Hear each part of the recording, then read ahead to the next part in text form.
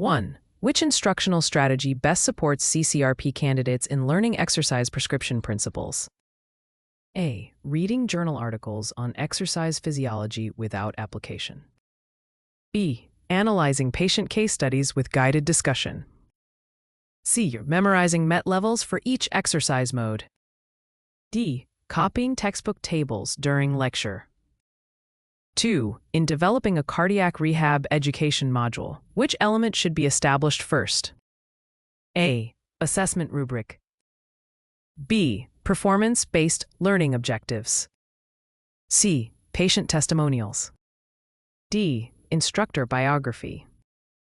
3. When evaluating a patient's ability to adhere to a home exercise plan, which method is most reliable? A. Asking if they feel motivated. B. Reviewing their exercise log and biometrics. C. Giving a multiple-choice quiz on exercise benefits. D. Asking peers for anecdotal reports. 4. What adult learning principle is most applicable when teaching risk factor modification? A. Providing information with no relevance to daily life. B. Relating content to the patient's own health goals. C. Using only written materials regardless of literacy level. D. Focusing solely on theoretical background. 5. Which communication approach is most effective for addressing patient anxiety about exercise post-MI? A. Dismissing concerns as unnecessary. B. Providing clear explanations and reassurance with empathy. C. Avoiding the topic to prevent fear. D. Speaking only in clinical jargon.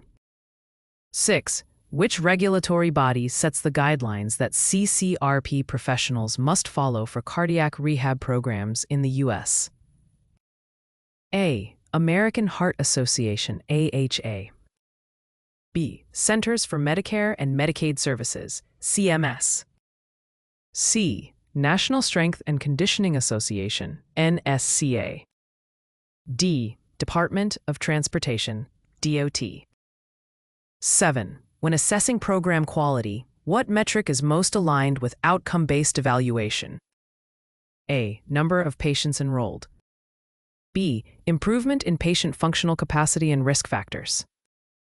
C. Hours of staff training completed.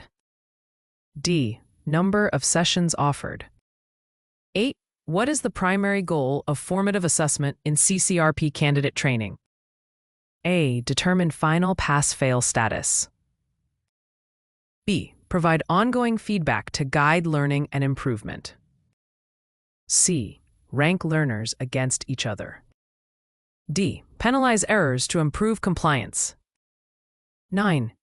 Which mentoring approach best supports new cardiac rehab staff? A. Shadowing with structured feedback and gradual autonomy. B. Independent work from day one. C. Only written manuals with no interaction. D. Immediate high-risk patient assignments. 10. In designing patient education materials, what is the most important consideration? A. Keeping materials at a health-literate reading level. B. Using complex medical terminology for accuracy. C. Including as many references as possible. D. Designing for staff convenience rather than patient use.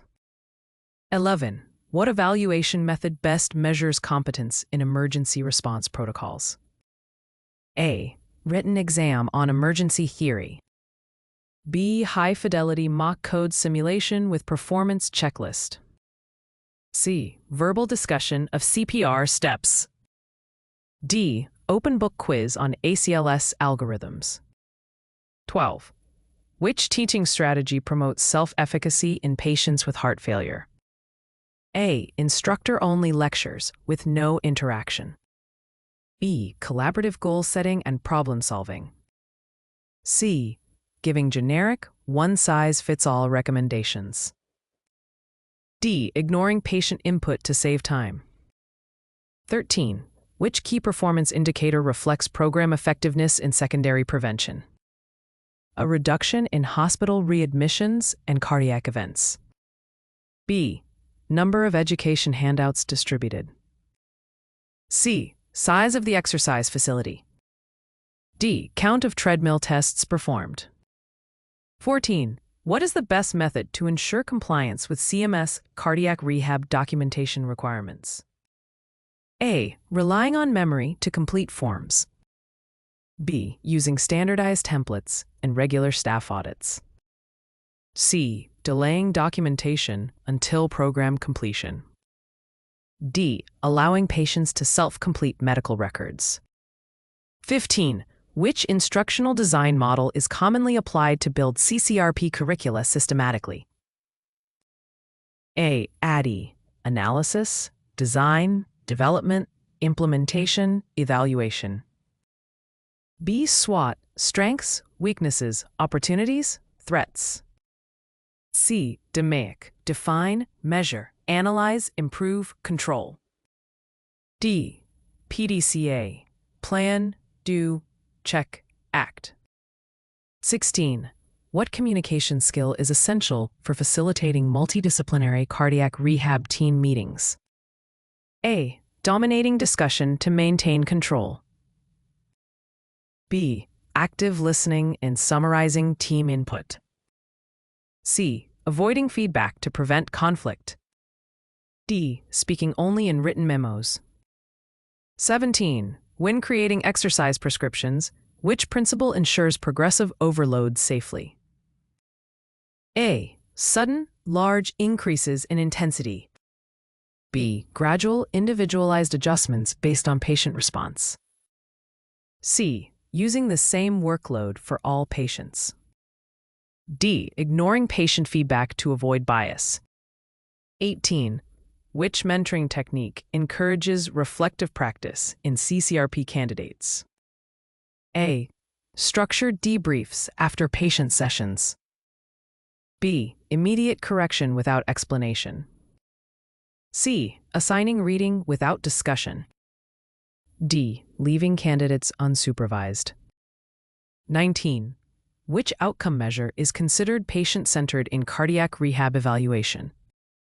A. Change in left ventricular ejection fraction. B. Patient-reported quality of life improvements. C. Number of exercise sessions completed. D. Total minutes spent on treadmill. 20. What is the purpose of summative assessment in CCRP certification preparation? A. Guide ongoing learning during training. B. Certify competency at the end of instruction. C. Provide informal feedback only.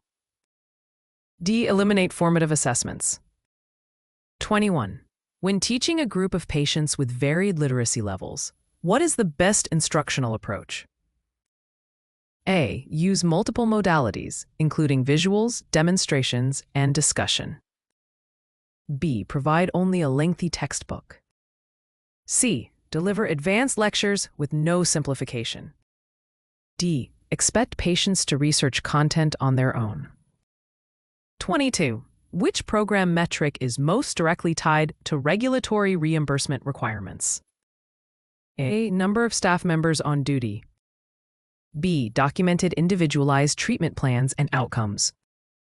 C. Hours of facility operation. D.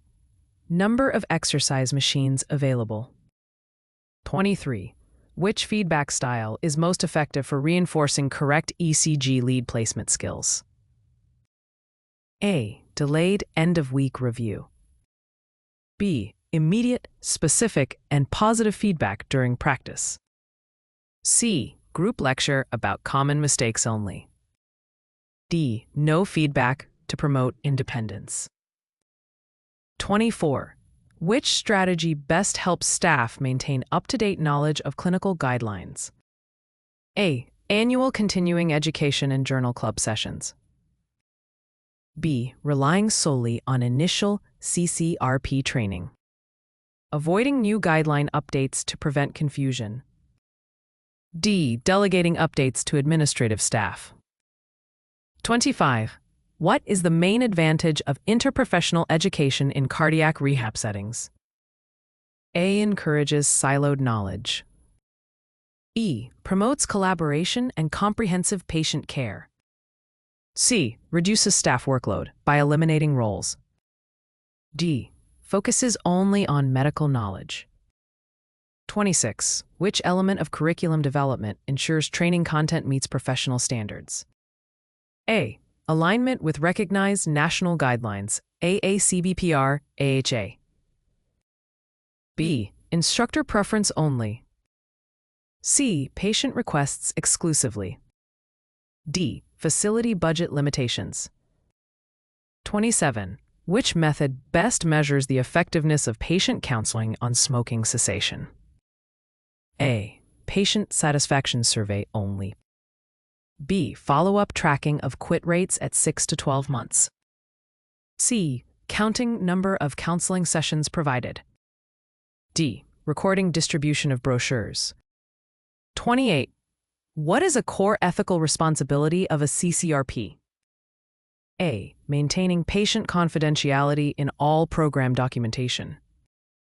B. Sharing patient information with community partners freely. C. Posting patient outcomes publicly without consent. D. Discussing patient details with non-clinical staff. 29. When teaching stress management techniques, which evaluation approach demonstrates skill mastery? A. Watching a video on stress physiology. B. Observing the patient successfully perform a relaxation technique. C. Giving a multiple-choice quiz. D. Asking the patient to define stress reduction. 30. Which mentoring approach best supports professional growth of junior CCRPs? A. Setting clear development goals and providing feedback regularly. B. Allowing them to work without oversight indefinitely. C. Giving feedback only after annual review. Avoiding challenging cases to keep workload light.